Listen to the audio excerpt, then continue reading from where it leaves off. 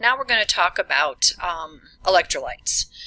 That deals with the concept of nutrition.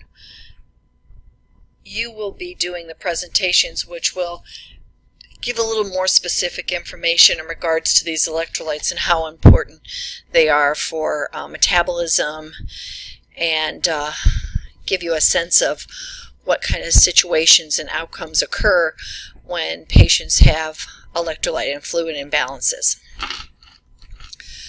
Water. Water works as a solvent for transport. It eliminates waste through the kidneys, skin, lungs, and the GI tract. It assists with temperature regulation, and it helps to lubricate your joints. And 60% of adults' weight is water. It's the primary body fluid, and water is a medium for metabolic reactions within the cell. And as that screen said, it transports for nutrients, waste products, and other substances. It's a lubricant, an insulator, a shock absorber, and it's a means to maintain body temperature. Now, a lot of this is a review of your basic anatomy and physiology. When we talk about intracellular, inside cell compromises 40% of your total body weight. Larger amount of potassium, magnesium, and phosphate. And extracellular is outside the cell, consisting of your intravascular fluid or your plasma, which is 5% of your total body weight, and interstitial fluid. That's the fluid that's between the cells and outside the blood vessels, and that's 15% of your total body weight. And you have more of a larger amount of sodium and bicarb, chloride, and calcium. And how body fluids move through the body across the cells and capillary membranes is accomplished by these processes: osmosis, diffusion, filtration, and active transport. And I'll talk a little bit more about these, and so will the students that chose this as their topic for their presentation.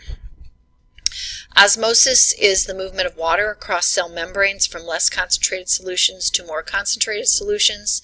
The solutes are crystalloids, colloids, and your solvent is a component of a solution that can dissolve a solute.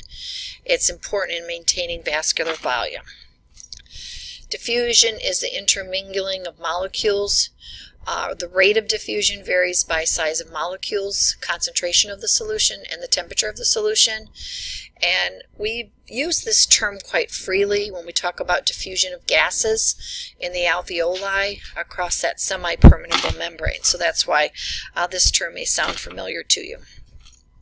And filtration is the movement of fluids and solutes together across a membrane from one compartment to another, from an area of higher pressure to lower pressure. And think about hydrostatic pressure, which is pressure a fluid exerts on walls in a closed system. And we see this process occur through the kidneys, especially when the process of the formation of urine begins to occur.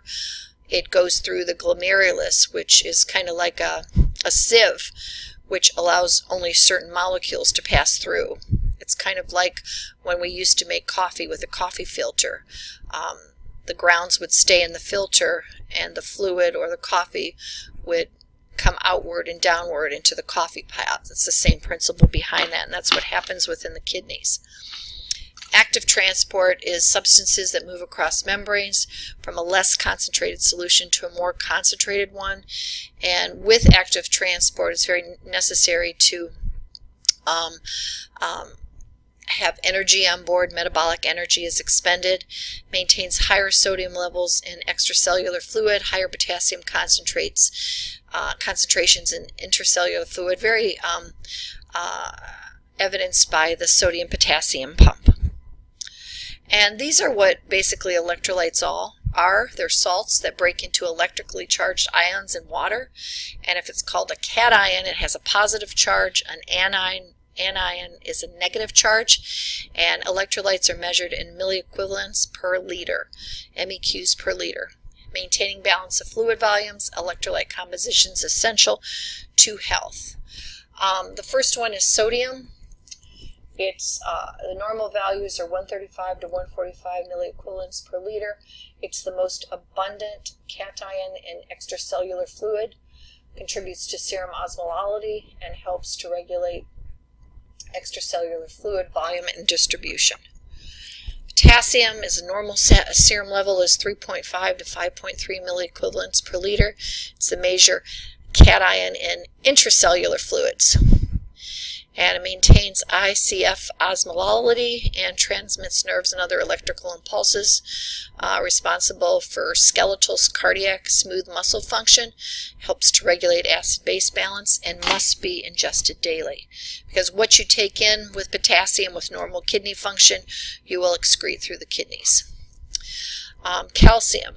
Normal serum calcium levels are 9 to 11 milligrams per deciliter. Most is found in the skeletal system. It's a cation. Skeletal maintenance regulates muscle contraction, especially in the cardiac system, neuromuscular function, cardiac functioning, blood clotting, and helps to activate enzymes. Magnesium, the normal values are 1.5 to 2.5, found in skeletal muscles, intracellular fluid, second most abundant intracellular fluid cation, intracellular metabolism, responsible for protein and DNA synthesis, operates the sodium-potassium pump, and helps to regulate cardiac and neuromuscular function and relaxes muscle contractions. Chloride, the normal serum level is 95 to 105, major anion of extracellular fluid. It regulates serum osmolality and regulates extracellular fluid balance. Also helps in the regulation of acid-base balance and major components of stomach fluids. Buffers in oxygen, carbon dioxide exchange. Phosphate, normal serum levels are 2.4 to 4.5 milligrams per deciliter in adults. This level is much higher in children. Major anion of intracellular fluid, forms bones and teeth, metabolism of protein, fats, and carbohydrates, helps in cellular metabolism, muscle, nerve, and RBC function, regulates acid-base balance, and helps to regulate calcium levels. There's an inverse relationship between calcium and phosphate. If calcium is up, phosphate will be down, and vice versa. And we see that kind of imbalance in some of our endocrine disorders. Bicarbonate is found in both ICF and ECF. Major body buffer, regulates acid-base balance, and produced through metabolic processes. So that's basically a little bit about electrolytes. I'm looking forward to hearing your presentations. I'm trying to think if there's any additional information that we can discuss.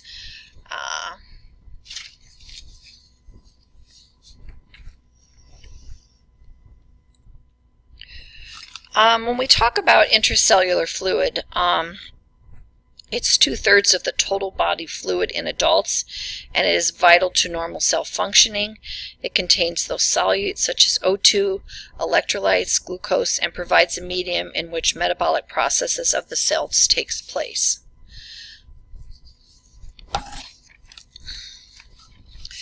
It differs from extracellular fluid in a way in which potassium and magnesium are the number one cations present in the intracellular fluid, and phosphate and sulfate the major anions. Remember, extracellular fluid is found outside the cell, and it's divided into two compartments.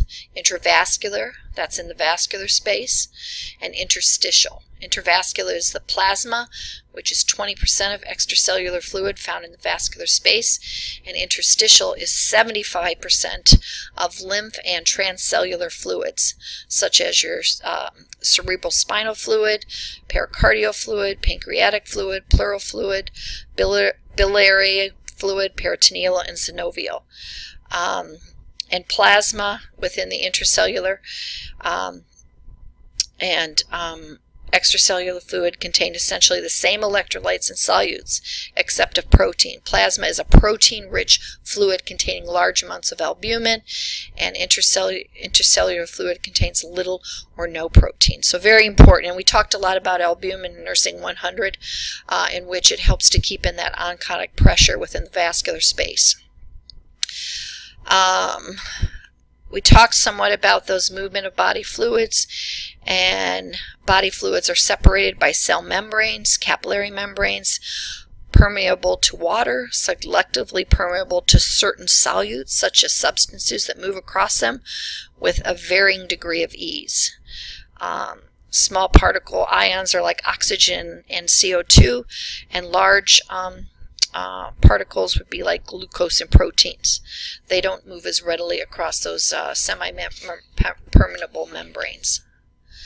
I'll allow and wait for the student who's doing the osmolality to talk about that, because that's a very important principle that relates to the concentration of solutes in body fluids.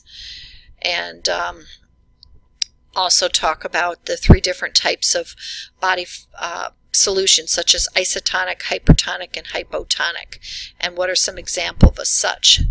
And think about osmotic pressure, that it has the power of a solution to draw that water across that semi-permeable membrane. And each of those types of solutions will move that fluid either in or out of the cell. So hopefully you understand that a little better, because it's very important to understand why solutions are infusing in our patients, because the healthcare provider is trying to accomplish some kind of purpose with the certain type of fluids that are ordered for the patient. Okay. We talked about filtration, diffusion, and hydrostatic pressure is those plasma proteins in the blood that exert a colloid osmotic, they hold the fluids in that vascular space. Okay. And when osmotic pressure fluid filters out of the blood vessels, it leads to patients having what we call edema. We'll talk about active transport with the student who's presenting that particular topic. And it's important to understand about bodily fluids in regards to dehydration and fluid intake. With dehydration does not take in as much fluid, and so a lot of fluid is lost, and your patient can be in excess fluid, which is hypervolemia or evidence of peripheral edema. On a general amount of fluids that we take into our bodies on a daily basis is about 1,500 from food. We need about 2,500 milliliters. More water as a byproduct of food metabolism, 200 milliliters. And our thirst mechanism helps to regulate the amount of fluid and water that we drink. And that is located in the hypothalamus in the brain. And it's very important as nurses that we assess our patients' fluid output by urine and sensible loss through perspiration, through the lungs. And also we see fluid output as evidenced by a person who's diaphoretic, where they lose fluid through the skin. And of course we lose fluid through our feces. We average about 1,400 to 1,500 of urine a day, and we also lose fluid by what we call insensible loss, which is diffusion and perspiration, which accounts for about 300 to 400 milliliters a day, and that's dependent on temperature, metabolic activity, fever, and exercise.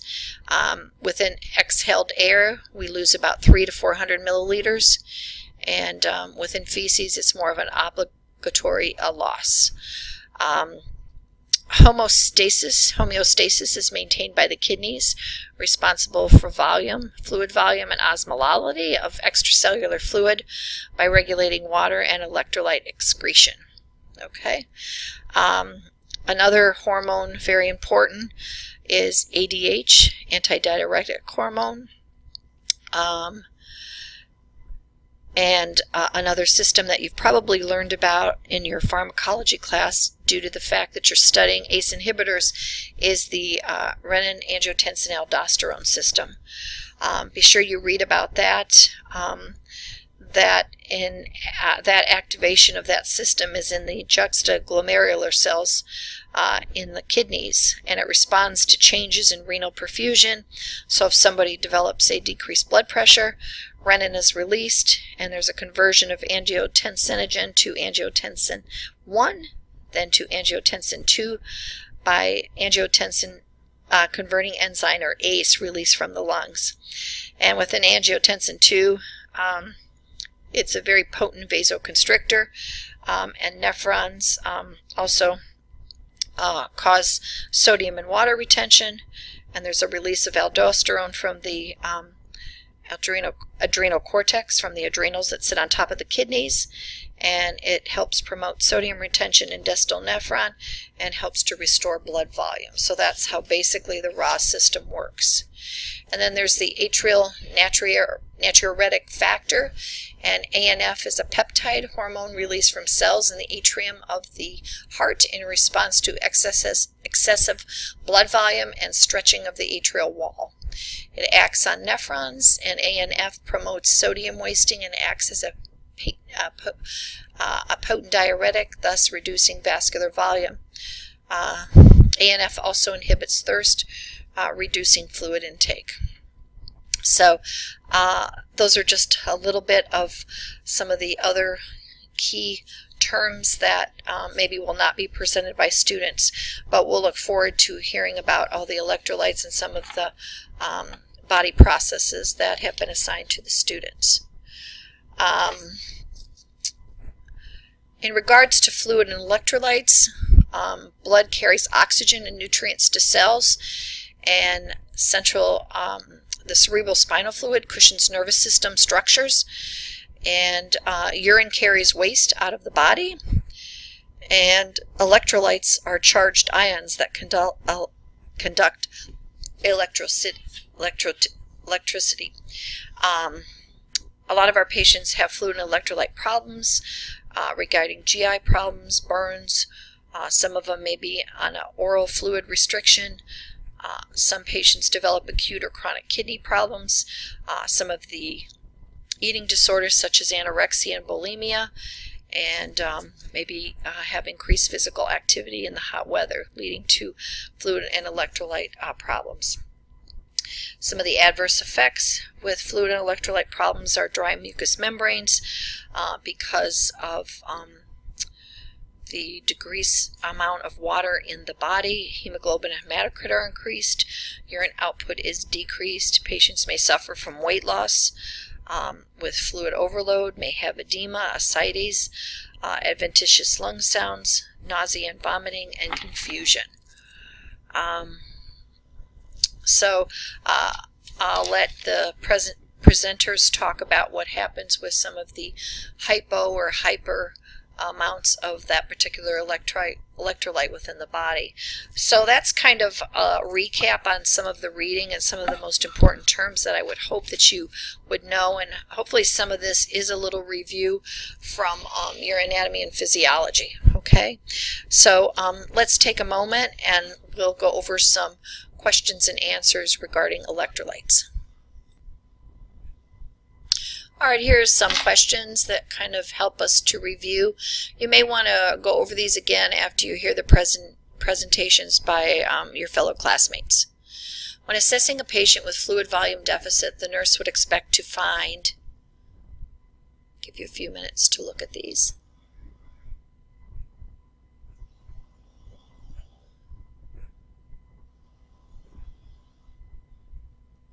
The answer is orthostatic hypotension and flat neck veins.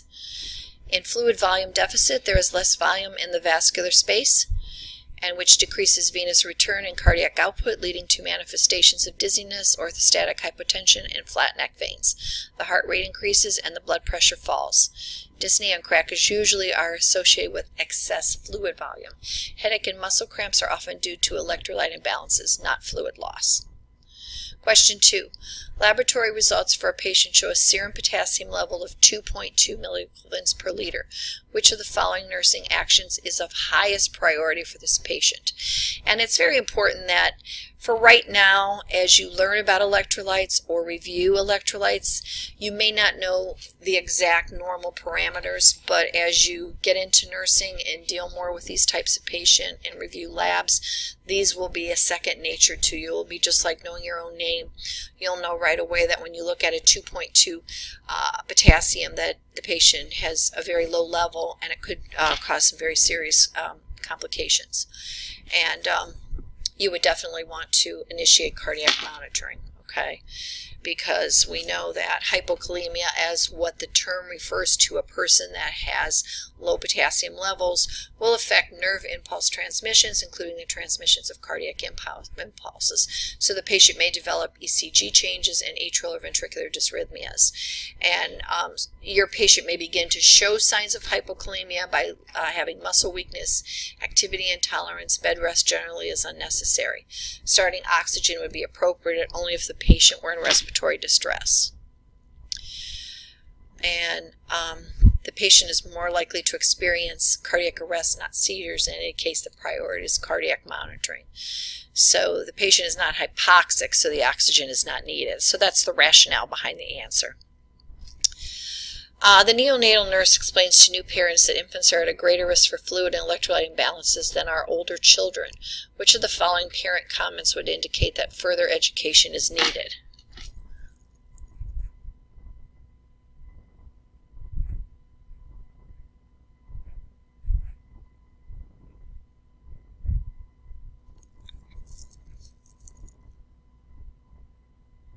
You might want to think about how much percentage of water is a baby in regards to an adult. And the answer is infants maintain their temperature by losing heat through their head. And that's why a lot of times after these babies are born, right after their delivery, they put those little bonnets on their heads just to keep their temperatures within normal range so they don't lose a lot of heat through their heads. Losing heat through their head will have a minimal effect on fluid loss in infants. All the other answers are appropriate responses. Okay, question 4. A patient with a history of alcohol abuse presents with confusion, hallucinations, and a positive show-stick sign. Which medications the nurse anticipate administering? You obviously have to know what show-stick sign is, and this has to do with calcium levels. And so, even though this isn't a choice here, but it also may do with magnesium as well. A positive show-stick sign indicates increased neuromuscular excitability, commonly associated with both hypomagnesemia and hypocalcemia, often seen in people who abuse alcohol and who are nutritionally depleted. Additional manifestations of hypomagnesemia include confusion, hallucinations, and possible psychosis. You might also get that with patients who have hypercalcemia, have high doses of have a high level of calcium. And that concludes a little review on some of the electrolytes.